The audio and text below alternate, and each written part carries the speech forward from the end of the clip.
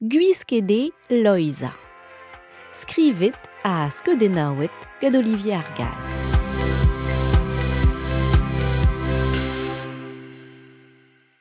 Sevel a ra Loisa imoret mat. Ha, kousket meus mat emei en ur lammad eus igwele. Hata Cookie, mahi, dihunet o teie? Chilauta Cookie, ober a rin ur zouezadenn da vammig hiv. Ezan den muiska me eun. Ouf! Eme Cookie en ur harzal.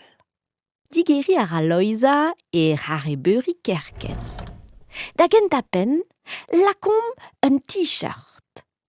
Klask a ra zilaï fenennan. Me chaus, restriz eo. Chikourdin, Cookie, stanket on. Kregi a ra Cookie en t-shirt gadezent. Tenna warna. A setu, difou-par a pen Loisa a ben fin. Trug a ret dit, ret dom voa din a hedin dan. Ouf! Eme Cookie en ur harzal. Lirzin anezhañ.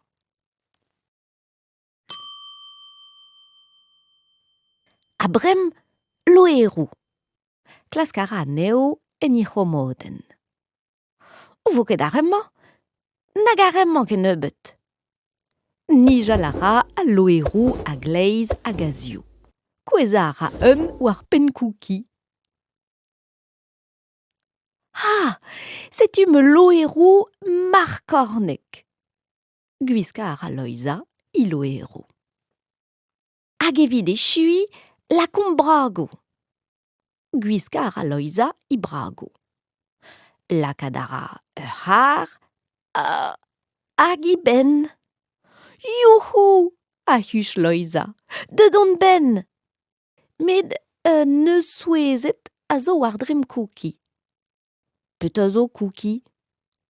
Hopala, laket meus me brago war an tugin. Kregi a ra Cookie brago, a sacha a ra gadezent. A setu, gwiska a ra Loisa I brago war an tumad. Merci dit Cookie. Gwelloc'h eo e-giz-se. Setu me gwisket penkil a troad, eme Loisa. Ouf, ouf! Harzal a ra Cookie en ur lammad e pepler. A greizol e teutre mamm Loisa. Petra an diaoul zo c'hoari am, eme mammig. Oh Loisa, en muisket out de heun. Ya, me heun, vel a revraz. Pedost, eme Loisa.